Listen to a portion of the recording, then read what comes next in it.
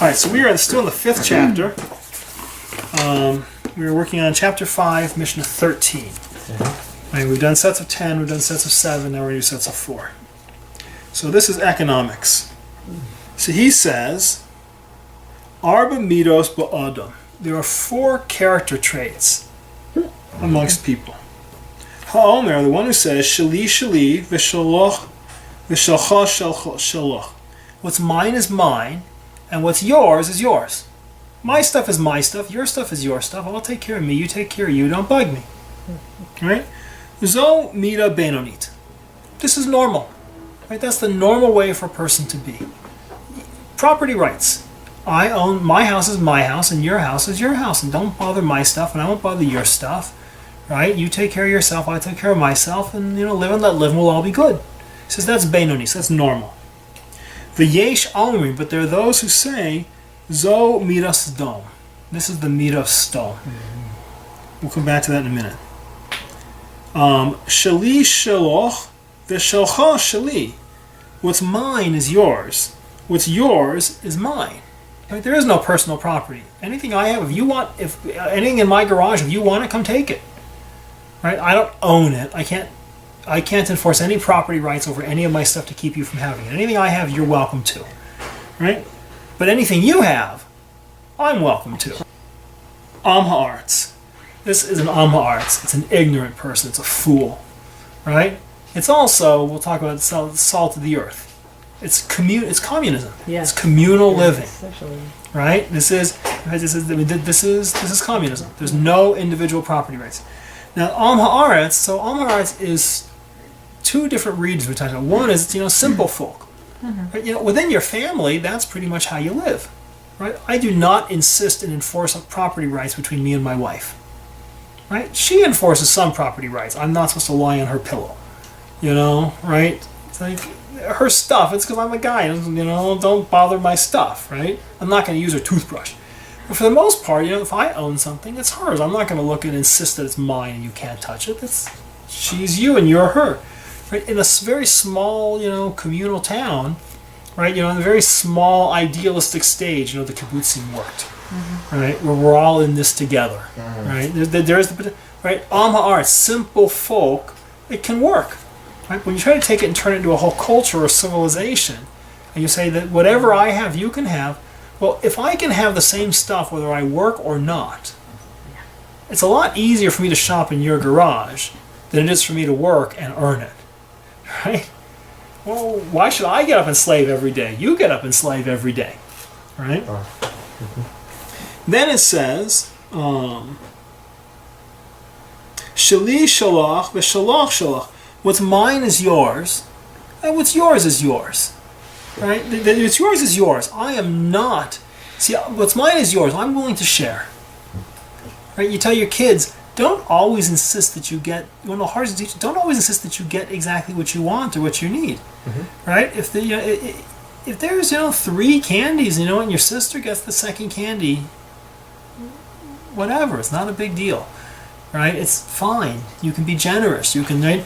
I'm happy to have my friends come borrow my tools. Or, you come to my house and have lunch and you get more to eat, you get the bigger piece of cake. It's like, right, I pour you the bigger, where it's at Kiddush Club and I pour you the, we pour 2 shots and I give you the bigger shot. Because you're my friend. It's like there's a generosity, right? But, he says, the shalach, shalach. What's yours is also yours. I'm not going to enforce it the other direction. I'm not using this as an in to take your stuff. See, the first one, the difference between these two is that it's in the communism version, what's mine is yours, what's yours is mine. It's generally, what I'm really focused on is what's yours is mine. Right? I'm not as focused on what's mine as you can have my stuff. I'm really focused on I want the privileges and I want your stuff. Then he says, chassid. This is a chassid. A person who's generous, who doesn't always insist they get exactly what they're due. They're willing to end up with 48%. They're willing to let it, right? They don't stand hard and firm on their rights on everything. That's a chassid. Right? You're not compelled to do that. You have the right to say, what's mine is mine. This is my stuff. Right? That's a normal person. But you're a chassid if you're willing to go beyond. And allow the other person to sometimes, you do a deal and the other guy comes out a little bit better. It's fine. right? You go out to lunch and you split the tab, and you pay the extra 48 cents or the extra $2, or you give the bigger. Do you regret it? Do you resent it? Are you mean? It's like, you know what? It's all good. That's a chassid. Shelcha shali, v'shali shali. What's yours is mine, and what's mine is mine. That's a Russia, right? The guy I'm very, very big on the concept of property rights, as long as it's my property rights. Right? I'm very, very big on making sure that things are distributed fairly, as long as I'm getting my share, right? And if I get your share too, right? The old joke: a guy comes and cuts the cake, and he cuts it into a little piece and a big piece, and he grabs the big piece. And his friend says, "What are you taking the big piece for?" And he looks and says, "Well, what would you do?" He says, "I would have taken the small piece." He says, "Good, well, you got the small piece. What are you complaining about?" Right? What are you complaining about? You want the small piece, you get the small piece. But people, you run into people, they can always see every circumstance. They understand how it's supposed to work out for them. They only see their interest. So that's a Russia. Right? A Russia is a person. A civilization can't work that way. A civilization can't in a confiscatory. And a guy says is that you have no protection. Right? Might makes right. I get whatever I want, whatever I can take. Because in this case, if what's yours is mine, what's mine is mine. The only way for you to keep yours is if you can prevent me from taking it. It comes down to power struggle, to fight, to theft, right? So we go back to this idea of the Am Haaretz, right? The communist model. So it's interesting. You see the communist model. He says, "Shali shalach, shali shalach, v'shalach shali." He starts out like a chassid, right? Shali shalach. What's mine is yours. But how does he finish? V'shalach shali. But your stuff is mine. And he ends, right, like a Russia. So the rabbis say, you look at the communist system, right? Eventually it explodes, but it starts out with an idealist who says, listen, from everybody according to what they can do, to everybody according to what they need. And you go forward, 70 years, and you have Russia, where they had, special roads reserved for the party elite, in their fancy limousines. It's like, it starts out as everybody shares, and at a certain point, the guys who are in charge, it moves into the, what's yours is mine, whatever I can confiscate. So you come back to normalcy. So he says, really the way a civilization is built is what's mine is mine, and what's yours is yours. You have property rights. Your house is, I don't have the right to take your stuff, right? I have no right to take your stuff. But it says, Yesh Omrim, some say this is midos stom. What makes it midos stom? It says when you make a religion out of it. When you go crazy over what's mine is mine and yours is yours. My problems are my problems, your problems are your problems, and your problems are not my problems. Right? If you're starving in the street and dying in the street, that is not my problem. Right? That was midos stom. Midos stom said, if you're starving, you starve. That it's evil for me to give to you. It's a mistake. So a Beinoni, it's okay for a person to say, what's my stuff? So it's interesting. You see, our system of Meiser and Tzedakah. So I have an obligation to give, right? I have an obligation to give, to the lady, to the Levium. I have an obligation to give truma to a Kohen, right? The obligation falls on me to take a percentage of everything, 10% of everything I earn. We just saw the preceding Mishnah talking about Meiser, right? I have an obligation to take 10% of everything I earn and give it away. But that doesn't give anyone the right to come seize it from me. See, it's not confiscatory, right? There's no individual poor person who has the right to come up to me and say, I want your stuff, and take my stuff from me. Right? I choose. So the obligation rides on me to be generous, right? To see your needs as real, and your lack is real, and your pain is real, and right? I have an obligation. God says, listen, I've given you 1,000, use 100. Right? Use 100 for charity and kindness and support. But no one has the right to come and take it.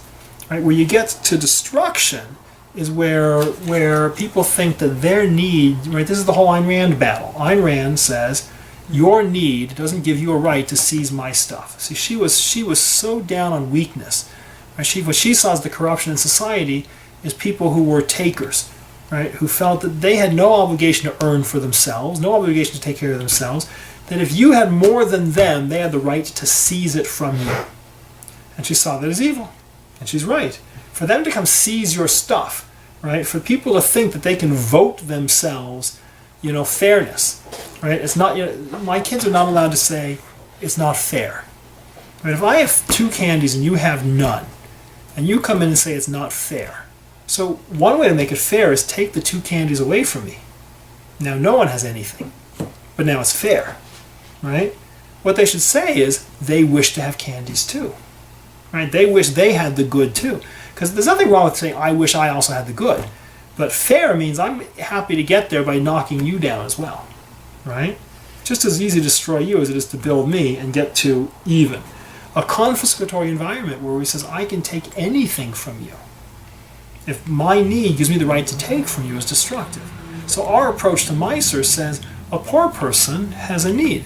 Those people who have an obligation to help. But the poor person doesn't have the right to seize it. He can't come into your property and steal your stuff. And in fact, if he's not the guy you want to give it to, you can pick to give it. You choose how you want. You have an obligation to give, but you choose how to deploy that obligation. Mitos Dom is when a society takes this idea of property rights, what's mine is mine, and says that means I have no obligation to take care of anybody else, and your death isn't my problem. Your poverty, your pain isn't my problem. So we say it is your problem, right? That we're not going to seize anything from you. But you have to, part of your job is deployment, right? People focus on the earning, they forget to focus on the deployment. And I had a friend who was, a guy who used to come to my class, was extremely wealthy, came from a family that was, hundreds and hundreds and hundreds of millions of dollars, probably billions of dollars. And he said he grew up realizing that his life was pointless. There was no amount of money he would ever earn that would make a difference, right? He didn't have to garden. They had gardeners. He didn't have to clean up. They had upstairs maids and downstairs maids and staff, right? That no job he would ever have would ever add an amount of money to the family fortune that made any material difference. Because the difference in $1 billion and $1.5 billion, he said he realized his life was useless. There was nothing he would ever do that made any difference, except for he could eat things and break things. So he became very good at eating and drinking and breaking and destroying until he discovered charity, until he discovered philanthropy. When he discovered the idea of deploying the family fortune to do good, and all of a sudden, it doesn't matter how much money you have, it's not enough, right? When it comes to spending it on food, how much can you have? When it comes to solving the problems of the world, you can't get there. Right? He finally found value. Like so he realized, okay, so Grandpa's job was to earn the $1 billion. My job is to figure out how to deploy that $1 billion to do good. And all of a sudden, his life is now it's meaningful and has a point, and is not just about consumption, right? No one has the right to come take his stuff and say, listen, you're a rich and greedy capitalist pig. We're going to seize your stuff and distribute it to the poor. But if he's the kind of person who says, listen, I don't care if you guys rot and die in the street, I'm going to sit here and eat caviar, it's all down to mitos dom. The balance is this mitos benonit with a flavor of chesed, right? With a taste of my job is to give. So that's the Jewish approach to economics. We believe in property rights. Absolutely believe in property rights. Capitalism, right? We are not communists, we're not socialists. But we're not Ayn Rand capitalists. Right? We're not the let people die and starve in the street. It's a compassionate conservative approach. But that's our approach to economics. Okay, so that is Mishnah 13.